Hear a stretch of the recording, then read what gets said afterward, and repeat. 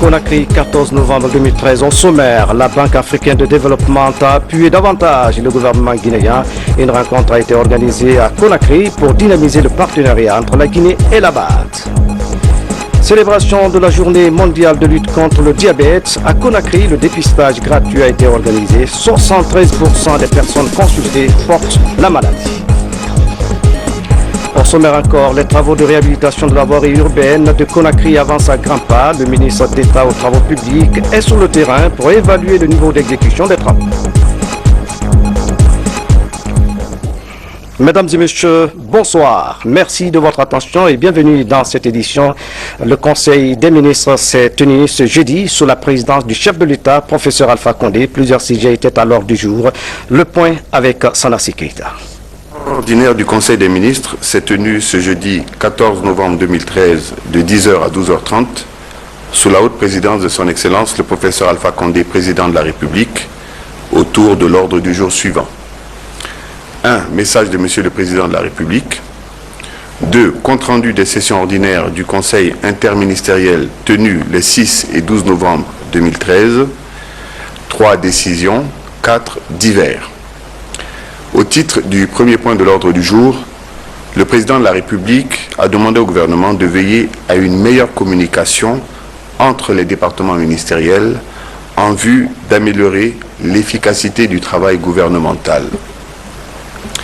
Il a souhaité une accélération de la mise en valeur des zones industrielles avant la construction de la ligne de chemin de fer de désenclavement de la capitale. Le chef de l'État a ensuite invité les départements concernés à rendre opérationnel le nouveau site de Kouria, devant servir d'espace de vente des véhicules automobiles pour libérer les emprises des voies urbaines de Conakry. Au titre du deuxième point de l'ordre du jour, Monsieur le Premier ministre a fait un compte-rendu détaillé des sessions ordinaires du Conseil interministériel tenues les 6 et 12 novembre 2013, ainsi qu'il suit. Pour la session du 6 novembre 2013, au titre des communications, le ministre de la Culture, des Arts et du Patrimoine historique a présenté un document de politique culturelle nationale. Ce document intervient plusieurs décennies après celui élaboré en 1979. Il adapte notre politique culturelle à l'évolution économique, politique et sociale de notre pays et au nouveau cadre juridique en vigueur. Plusieurs personnalités dans le domaine de la culture ainsi que l'Organisation internationale de la francophonie ont apporté leur expertise à ce projet. Ce document, comportant 10 chapitres, doit notamment permettre l'émergence d'une conscience nationale et la préservation du patrimoine culturel national. Le Conseil a invité le ministre à partager le document au plan national avec tous les acteurs concernés afin de recueillir le maximum de contributions avant son adoption. Le ministre d'État chargé des Affaires étrangères et des Guinéens de l'étranger a présenté une communication relative à l'organisation du 40e Conseil des ministres des Affaires étrangères de l'Organisation de coopération islamique en Guinée du 9 au 11 décembre 2013. Le ministre a informé le Conseil que plus de 400 délégués, dont 57 ministres, sont attendus à cette rencontre. Il a fait état du niveau d'avancement des préparatifs en termes d'assainissement, de logistique et de sécurité. Pour la session du 12 novembre 2013, au titre de l'examen de textes, Madame la ministre du Travail et de la Fonction publique a présenté le projet de nouveau Code du travail. Ce texte est destiné à remplacer le Code en vigueur depuis 1988. Il a pour objectif de pallier les insuffisances de la législation actuelle et de prendre en compte l'adhésion de la Guinée à de nombreuses conventions internationales relatives aux droits du travail. Le Conseil a décidé de renvoyer le texte à une seconde lecture pour intégrer les différents amendements et observations du gouvernement. Monsieur le ministre de l'Urbanisme, de l'Habitat et de la Construction a présenté le projet de loi portant Code de la construction et de l'habitation.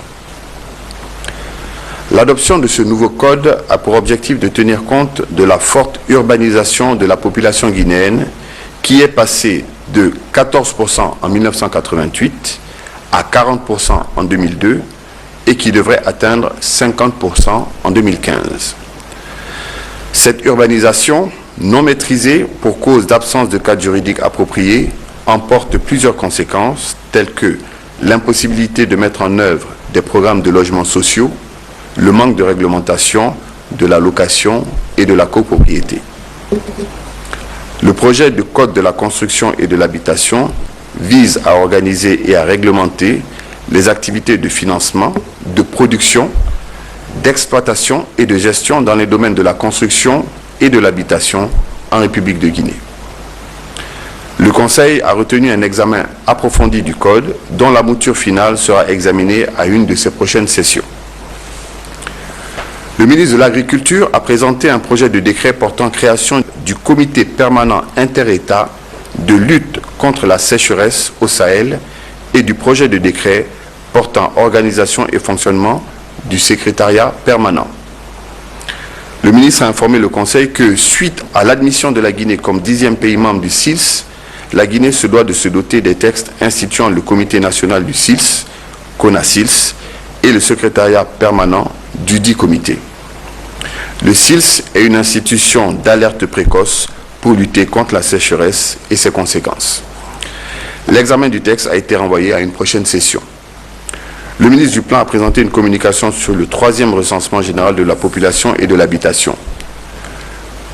Le ministre a rappelé que seuls 2 recensements généraux de la population ont été réalisés en Guinée en 1983 et 1996. Il en résulte un vieillissement des données sur la population et une obsolescence de la cartographie censitaire réalisée en 2010-2011. Le ministre a sollicité du Conseil l'adoption du projet de décret fixant la période du dénombrement du RGPH 3 du 1er au 21 février 2014. Le Conseil a approuvé le projet de décret qui sera transmis par le secrétaire général du gouvernement pour signature par le président de la République.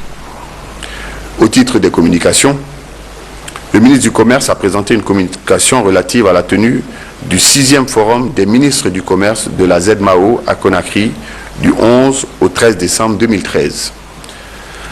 Ce forum aura à son programme la présentation du rapport 2012 sur les échanges commerciaux dans la ZMAO, la présentation et l'examen de la note conceptuelle d'évaluation de la facilitation des transports et des échanges commerciaux de la Banque mondiale, la présentation et l'examen des voies et moyens d'améliorer les capacités des pays en développement en matière de services commerciaux, la présentation et l'examen de la mise en œuvre du transport routier inter-État, la présentation et l'examen des défis liés à la libre circulation des marchandises.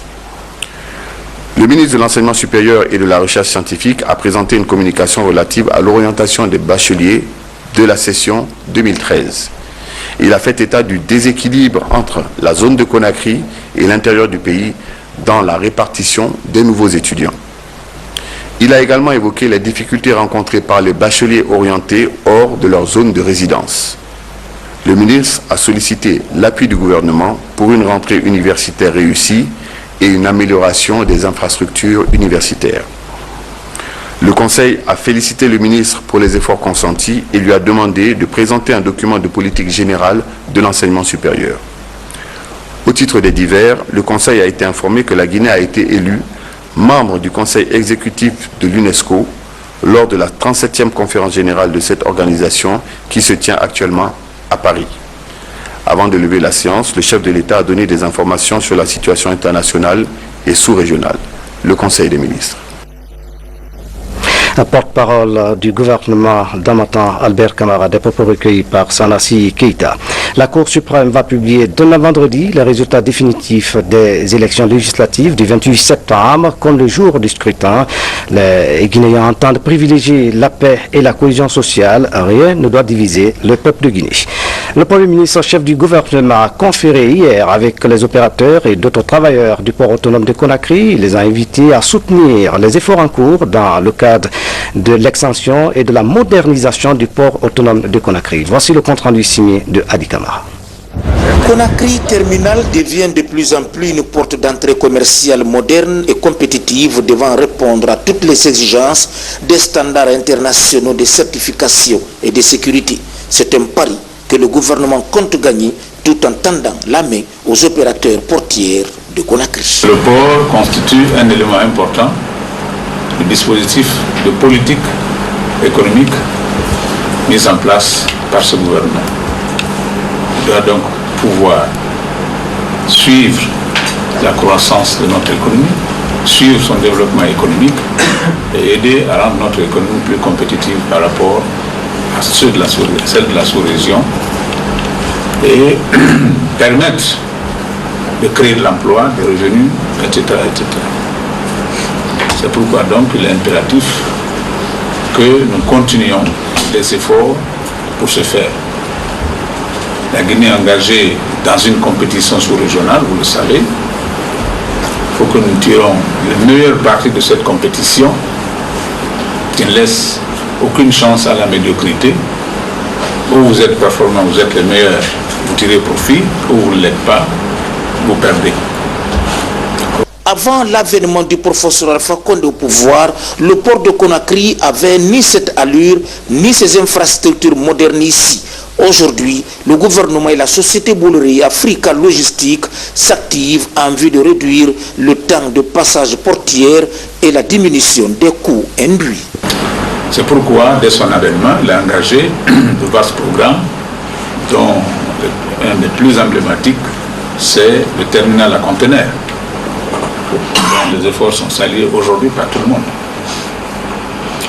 Donc, c'est dans cette même foulée que des programmes sont envisagés. Et comme vous le savez, s'agissant de ce terminal à conteneurs, le partenaire avec Bolloré a permis d'accroître les capacités et la fréquentation de notre terminal. Malgré ces investissements massifs, d'autres projets portuaires sont en étude et qui nécessitent la mobilisation des ressources financières importantes. Il nous faut donc impérativement engager des investissements pour approfondir, vous le savez bien, le chenal, l'accès au port, de 9 à 13 mètres, n'est-ce pas, de tirant d'eau, mais aussi l'élargir de 150 à 200 mètres. Il faut agrandir, n'est-ce pas, vers l'est, aménager le quai pour accroître sa capacité et créer, n'est-ce pas, du côté est, avoir plus de quais que maintenant au niveau du port conventionnel. Et donc là-dessus, le gouvernement doit travailler d'abord avec vous, avec toutes les bonnes volontés pour y arriver. Il est déterminé pour ce faire. Le président de la République est déterminé et son gouvernement aussi. C'est pourquoi nous faisons appel à tout le monde. Parce qu'au jour d'aujourd'hui, la situation économique ne nous permet pas de dégager au niveau du budget national de développement des ressources pour pouvoir procéder à ces investissements. Il nous faut donc trouver des partenaires pour que d'ici avril 2014, ces investissements soient réalisés, afin de permettre au gouvernement de remplir ses engagements et de tenir les différents programmes que nous avons. Vous qui êtes les opérateurs et les bénéficiaires en première ligne de tous ces investissements. Bien sûr, on est engagé dans des appels d'offres, mais au jour d'aujourd'hui, le gouvernement guinéen n'a pas d'argent pour financer ces investissements. Donc, le critère le plus important pour nous serait que quelqu'un s'engage à préfinancer ces investissements qui sont très longs. Alors c'est pour cela que nous avons demandé de vous rencontrer, afin de vous demander qu'est-ce que vous pourrez faire dans ce sens, vous qui êtes les usagers, afin que l'on puisse, d'ici cette date, procéder à ces investissements et remplir les conditions que nous avons, dans lesquelles nous sommes engagés avec ce partenaire. Mohamed Saïdou Fofana a rassuré ses opérateurs portuaires de Conakry de la volonté du professeur Alpha Condé d'œuvrer dans le sens de l'amélioration de la rentabilité des escales et de la boucle navire au bénéfice des armateurs devant entraîner la réduction des taux de fret et la facilitation des opérations de chargement et de déchargement. Tout cela au service de l'économie nationale. Je vous le disais en titre, la Banque africaine de développement affiche sa volonté à accompagner les efforts du gouvernement. C'est du moins ce qui ressort de la rencontre sur la revue du portefeuille des projets financés par cette institution. Les cadres et experts impliqués dans la gestion des projets ont échangé sur les stratégies à mettre en œuvre pour améliorer les règles et procédures d'exécution des projets. Boubacar Abba, reportage. La revue du portefeuille est une opération périodique menée conjointement par les cadres de la Banque africaine de développement et les autorités de l'administration publique chargées de suivre l'exécution des projets afin d'évaluer les résultats obtenus, les problèmes rencontrés et faire des propositions pour améliorer le portefeuille et maximiser le taux de décaissement estimé à ce jour à 40%.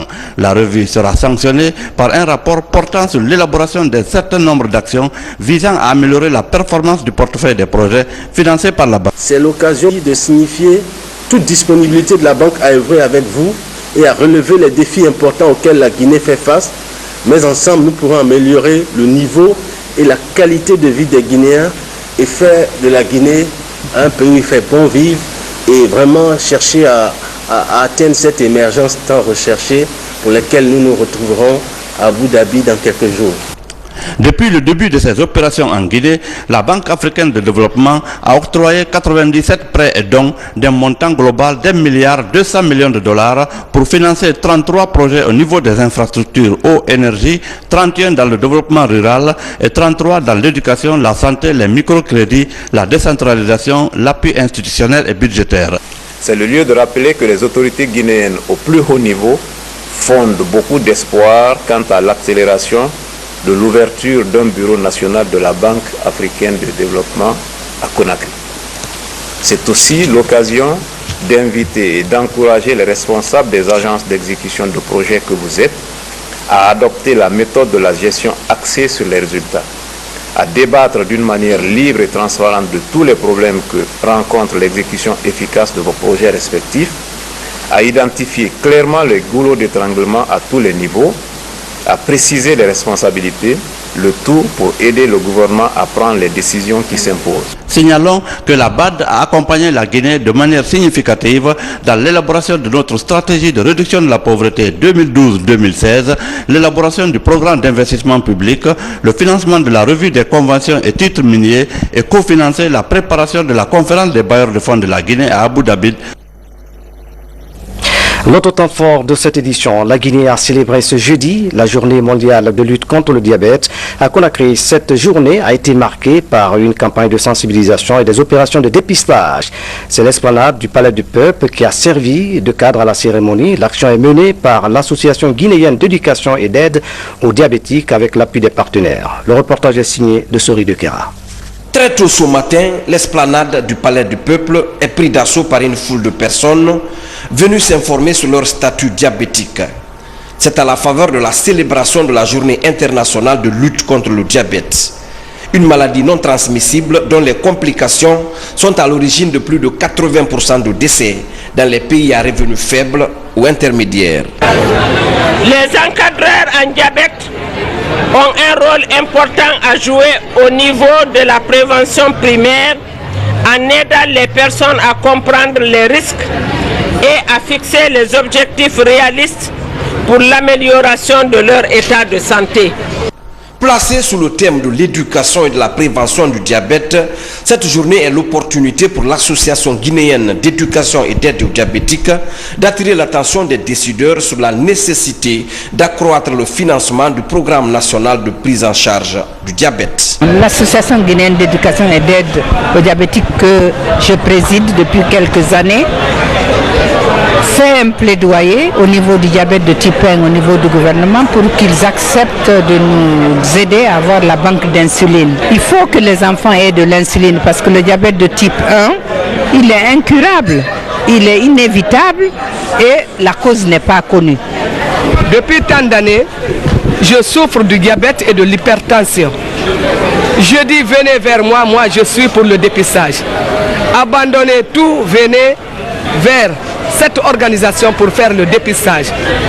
Parce qu'il faut vraiment connaître son statut pour pouvoir se gérer. Comme cette patiente, des milliers de personnes ont été gratuitement testées et ont bénéficié de conseils pratiques sur le diabète. Un programme que soutiennent les associations humanitaires comme le Lions Club International. Pour accompagner le programme de prise en charge de la maladie, ce lot de médicaments est offert par la PCG, Pharmacie Centrale de Guinée, à l'Association guinéenne d'éducation et d'aide aux diabétiques. À propos justement de la célébration de la journée mondiale de lutte contre le diabète, nous recevons en direct dans ce journal Dr Maïmouna Ba, ancien ministre, présidente de l'Association guinéenne d'éducation et d'aide aux diabétiques. Docteur, bonsoir. Oui, bonsoir. Merci d'avoir accepté notre invitation. Vous êtes sur le terrain depuis 2000. Quelle est aujourd'hui la situation réelle du diabète en Guinée? Elle est alarmante. Oui. Elle est alarmante. Le constat est très alarmant. Oui. Nous avons fait en 2009 une journée mondiale à l'abbé. On a fait en 2010 Mamou, 2011 Bokeh, 2012 Kindia.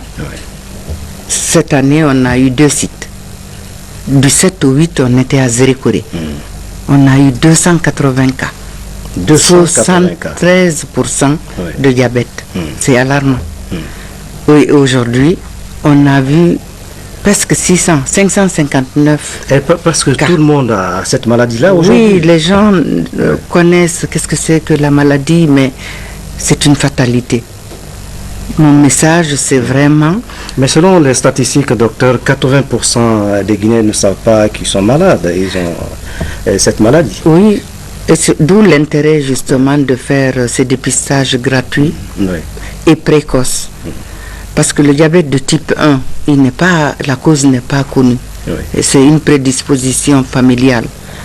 Malheureusement, le pancréas ne fonctionne pas. Les cellules de Langerhans qui produisent l'insuline n'existent plus. Donc, il faut que les jeunes qui sont atteints du diabète de type 1, il faut qu'ils aient de l'insuline. Mais qu'est-ce qui est à l'origine de cette maladie? Pour le diabète de type 1, on ne le sait pas, les recherches sont en cours, mais pour le diabète de type 2, c'est beaucoup plus facile. Malheureusement, c'est 80%, alors que le diabète de type 1, c'est 10%. Le diabète de type 2, il faut lutter contre les facteurs de risque que sont la sédentarité, la mauvaise alimentation, l'obésité et l'alcool et le tabac. Nous avons eu, grâce au CNT, voté une loi et elle a été promulguée. Mais est-ce que la loi, elle est respectée? Pour le tabac, il reste la mise en œuvre. Il reste la mise en œuvre. Docteur, concrètement, qu'est-ce qu'il faut pour limiter la progression de cette maladie en Guinée? C'est le rôle des associations de faire un plaidoyer vers le gouvernement. Pour le diabète de type 1, nous avons un programme depuis 5 ans. Nous prenons en charge gratuitement, grâce à nos partenaires, l'insuline pour les enfants. Donc, mon plaidoyer aujourd'hui vers le gouvernement, c'est d'avoir une banque d'insuline pour les enfants en Guinée. Pour ce qui concerne le diabète de type 2, c'est beaucoup plus facile. Nous avons le financement grâce à Lions Club International. On cherche un local pour pouvoir regrouper les familles et les malades diabétiques, parce que c'est important de les sensibiliser, de les éduquer. C'est très facile. On peut avoir des résultats très tangible et probable. Il faut aussi renforcer la sensibilisation. Absolument. Voilà, c'est pour ça que nous faisons ces dépistages gratuits. Mon message, c'est de faire des dépistages précoces et à tout moment pour pouvoir détecter justement, parce que sinon, c'est les complications qui s'installent. Très tard, trop tard, malheureusement, c'est les maladies cardiovasculaires, c'est l'infarctus, c'est les artérites des membres inférieurs, c'est la cécité aussi associée le plus souvent. Oui. Et là aussi, aujourd'hui, on a trouvé beaucoup de patients, plus de 50% étaient hypertendus. Docteur, avez-vous un dernier mot? Un message particulier?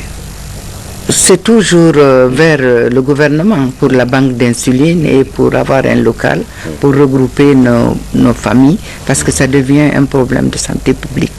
Docteur Maïmouna Ba, ancien ministre, président de l'Association guinéenne d'éducation et d'aide aux diabétiques, merci d'avoir répondu à nos questions. Merci Fana. La campagne de planification et de dépistage du cancer du col de l'utérus se poursuit à l'intérieur du pays. Dans la région de Kankan, plus de 700 femmes ont été examinées. Parmi elles, 154 ont choisi des méthodes de contraception de longue durée et d'autres se sont rendues compte qu'elles ont le cancer du col de l'utérus. Voici le compte rendu de nos envoyés spéciaux Mangafo Détouré et Lassikou Sibi. Ces femmes sont toutes engagées pour bénéficier des services de cette campagne. Elles se comptent par centaines qui se succèdent par jour et se bousculent à l'hôpital régional de Kankan. Toutes veulent avoir accès aux services de planification familiale et de dépistage du cancer du col de l'utérus. À la suite des services, elles sont simplement satisfaites. Nous sommes très contentes pour cette campagne parce que ça nous a permis de connaître notre situation gynécologique et ça a permis d'autres femmes à se planifier et connaître d'autres maladies cachées. L'expérience de Kankan est toute autre pour l'équipe de médecins venus de Conakry. Ces experts ont examiné pendant 3 jours et découvert d'autres cas de maladies chez certaines femmes. Les jeunes filles sont venues nombreuses. On a eu beaucoup de cas de planification. Elles venaient volontairement pour se faire planifier. Ça, c'est la première des choses. Deuxième chose, on a eu d'autres cas de lésions, des maladies graves qu'on n'avait pas vues à Bokeh, par exemple. On a eu des cas de diaphragme vaginal qui fatiguaient la famille et tout. On a rencontré beaucoup de cas de polypes, beaucoup de prolapsus. Si on ne fait pas le dépistage, on ne pourrait pas voir ça. Donc c'est l'importance de continuer ce dépistage dans toute la Guinée et continuer à œuvrer pour de telles campagnes pour qu'on puisse au moins aider les populations dans les communautés les plus lointaines de la République. Le cancer du col de l'utérus est l'une des premières causes de mortalité maternelle en Guinée. Les autorités sanitaires trouvent le dépistage et la planification familiale comme moyen sûr pour réduire la mortalité féminine et néonatale. Nous nous sommes fixés comme objectif de voir 100 clientes de planification familiale pour les méthodes de longue durée. Nous avons dépassé nos objectifs, nous sommes à 154 clientes pour les méthodes de longue durée d'action et par rapport au dépistage du cancer, on a vu près de 700 femmes. Comme le vaccin est cher, nous n'avons pas les moyens de l'acheter pour le moment. Nous avons jugé utile de dépister les cas parce que si le cancer est dépisté très tôt, on peut vraiment sauver la femme. La sensibilisation des populations et la disponibilité des services sont pour l'instant 2 facteurs indispensables pour prévenir la maladie. Mangafo Détouré, merci. Très bon séjour à l'intérieur du pays. À l'occasion du Nouvel An musulman, la communauté libanaise de Guinée a fait un don de sang au Centre national de transfusion sanguine de Conakry. Par ce geste, les Libanais de Guinée entendent renforcer les liens de fraternité et de solidarité avec le peuple guinéen. Reportage signé Sekou Souma. C'est devenu un rituel chez la communauté libanaise de Guinée. À chaque année de l'ère musulmane, elle procède à un don volontaire de sang. Pour elle, c'est la seule manière de renforcer les liens de fraternité entre le Liban et la Guinée. Nous sommes tous des croyants, nous sommes tous des fils dédiés. Donc pour montrer cette solidarité et cette fraternité, nous pouvons l'appliquer avec ou les démontrer en donnant notre sang, mélanger nos sangs pour que la fraternité soit unie et exécutée par l'acte, c'est pas par la parole seulement. Ce don de sang témoigne la détermination de la communauté libanaise à cultiver l'amour du prochain. Ce que la communauté libanaise fait pour les Guinéens, c'est un motif de satisfaction pour nous. Puisque au-delà de ce que l'État fait pour le Centre national de transfusion sanguine et pour les services déconcentrés de transfusion sanguine, la plus grosse difficulté que nous avons, c'est la mobilisation de la population en faveur du don de sang. À travers ce don de sang, la communauté libanaise de Guinée s'engage à sauver des millions de vies. À Conakry, les travaux de réhabilitation de la voirie urbaine se poursuivent en vue de faciliter la circulation routière. Le ministre d'État aux travaux publics est allé visiter les chantiers pour s'assurer du niveau d'exécution des travaux. Baousman s'est intéressé également aux causes de la dégradation précoce de la chaussée. Sur les pas du ministre Fatoumata Samora, Mohamed Kamara. C'est une visite qui a commencé ici, derrière la maison centrale, dans la commune de Kaloum. Ceci pour constater les dégradations de la chaussée causées par les eaux usées en provenance de ce complexe de détention. Cette triste réalité est constatée sur la ruelle qui longe le secteur où se situe la mosquée dans le quartier Corentin, où les riverains ont transformé la canalisation en dépotoir d'ordures ménagères. Notre société a pour rôle d'entretenir le réseau collectif d'évacuation des eaux usées qui est long de 75 km, rien qu'à Kaloum. À Kamaïn, il y a une station d'épuration, la grande station d'épuration. C'est-à-dire toutes les eaux provenant des différents endroits de Kaloum doivent aller à cette station.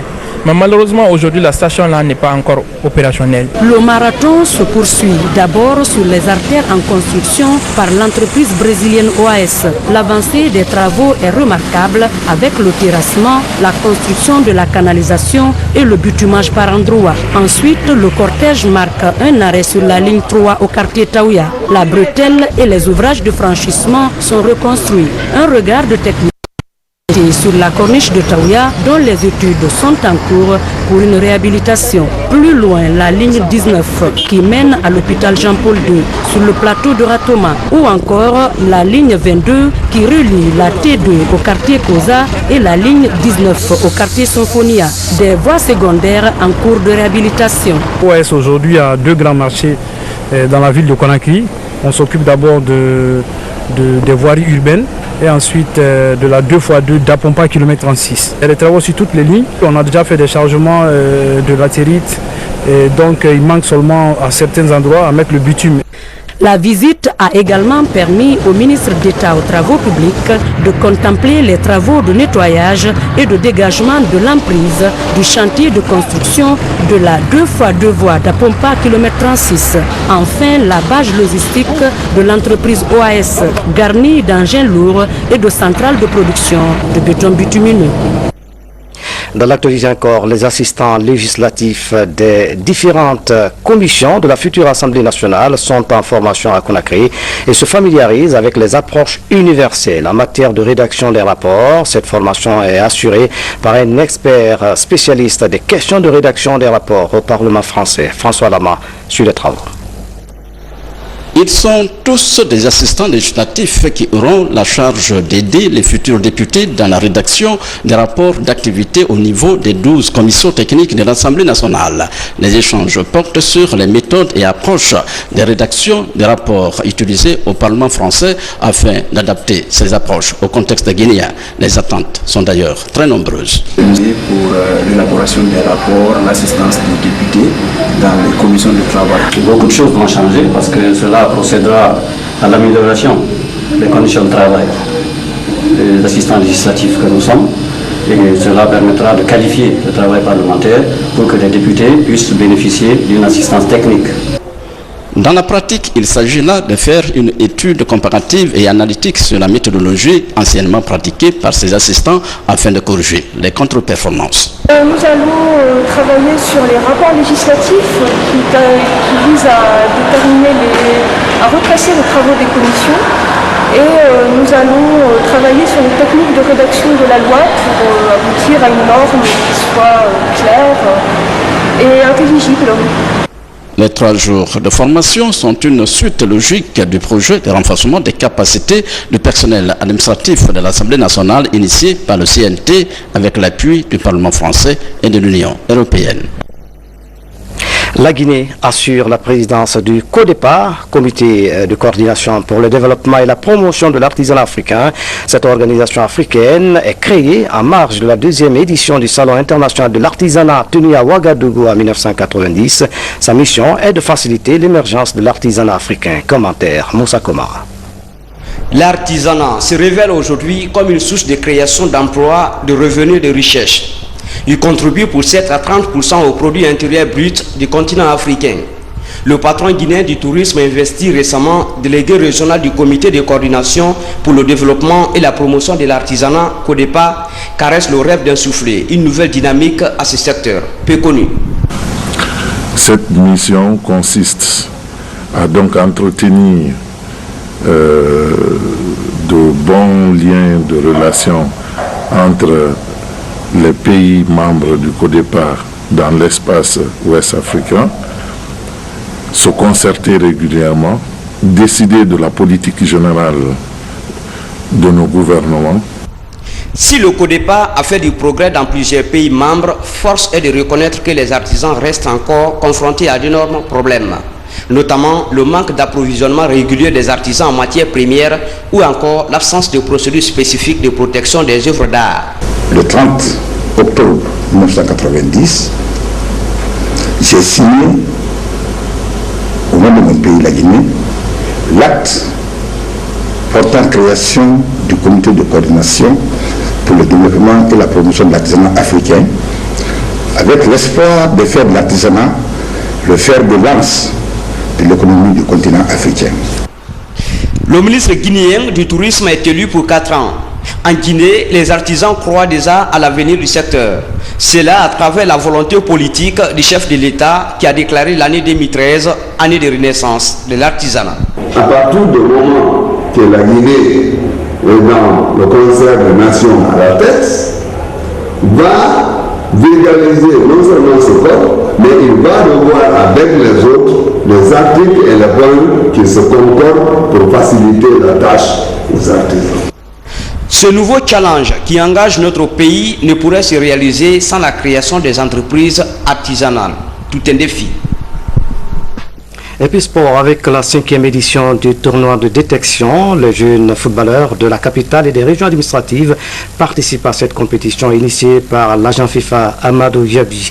À propos justement, nous recevons un des partenaires de ce tournoi, Amibé Mévégué, journaliste à France 24. Bonsoir. Bonsoir, merci de m'accueillir. Monsieur Mévégué, merci d'avoir accepté notre invitation. Vous êtes à Conakry depuis des jours. Peut-on connaître les motifs réels? Alors, je suis venu d'abord, je voudrais saluer le peuple de Guinée. C'est un honneur d'être ici à vos côtés, vraiment pour saluer le peuple de Guinée. Je suis venu pour soutenir un frère et un ami que je connais depuis près de 20 ans maintenant.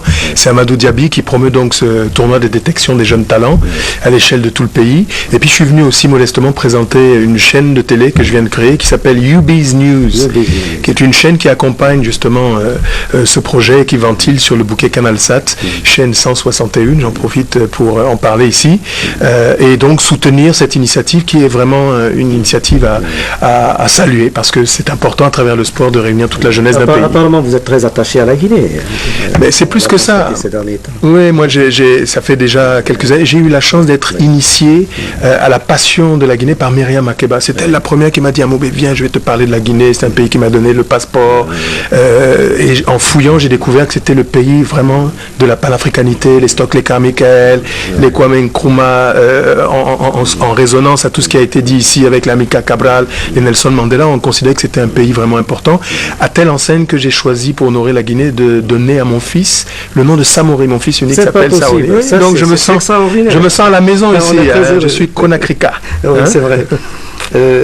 Comment aujourd'hui, pourquoi vous êtes très attaché à ce pays? Est-ce que la culture guinéenne, comment vous l'appréciez? Écoutez, modestement, comme je le disais tout à l'heure, moi j'ai eu beaucoup de chance dans la vie. J'ai depuis 20 ans eu la chance de faire des émissions sur RFI, France 24, TV5, et puis les premières radios libres en France, Tabala FM, j'ai rencontré les Morikanté, j'avais 17 ans, etc. Donc la Guinée, c'est un grand pays de culture, de civilisation, le Kélétigui, le Bembéa, jusqu'à la nouvelle génération aujourd'hui, les Fodé Barro, les Sekouba Bambino. C'est un grand foyer de culture. Et justement, avec Amadou Diaby et quelques jeunes Guinéens, on pense qu'il y a un terreau fertile pour en faire un hub pour l'Afrique de l'Ouest. On peut créer ensemble des dynamiques autour de l'événementiel. Et c'est aussi le sens de notre présence ici. Vous portez toujours la tenue africaine sur France 24. On est souvent très fiers de vous. Oui, parce que c'est pas la promotion du tissu africain. Oui, je pense que c'est important que ceux qui ont un peu de visibilité soutiennent les peuples d'Afrique, les tisserands, les créateurs. C'est une manière aussi de dire que l'Afrique a besoin que ces créateurs soient soutenus et salués. C'est une forme un peu d'identité aussi promue à travers les médias internationaux. Donc j'en suis effectivement très honoré et très fier aussi. Amibé Mévégué, nous avons eu du plaisir à vous écouter. Merci beaucoup. À très bientôt, j'espère. À tous, c'est la fin de cette édition. Merci de nous avoir suivis. Excellente soirée, où que vous soyez dans le monde. À bientôt.